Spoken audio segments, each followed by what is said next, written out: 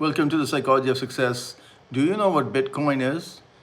I'm sure you've heard the name. It's pretty much ubiquitous, right? Hear about it everywhere. Bitcoin, Bitcoin, Bitcoin. But what is it? Um, so I thought I would just make a small video to try and explain Bitcoin in kind of lay language, so to speak. So Bitcoin is like a digital token. If you've ever played a video game, for example, and you earned some digital tokens because you accomplished a level or something like that, or you achieved something in the video game, and it gave you these sort of digital tokens, which you could then trade for to say upgrade to another level or open some secret vault or get an avatar that you wanted or a digital car in your car game, of your choice, then you kind of understand then what Bitcoin is.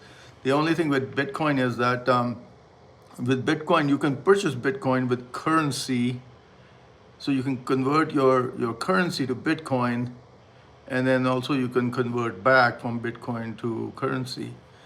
What makes Bitcoin such a big deal is that so it's kind of like it's become this sort of digital currency, this token, right?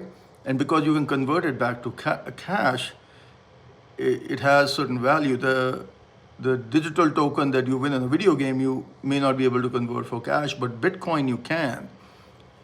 So the other thing is that what makes it really kind of very interesting to people is that you can send, say, money from where you are to your friends, say, across, or a relative across the world who may be in need of money, and you can send it in form of Bitcoin, and you can completely circumvent banks and the sort of intermediaries that you would need to use if you were sending cash. So that's a huge deal, right? Because it effectively just cuts out the entire banking system.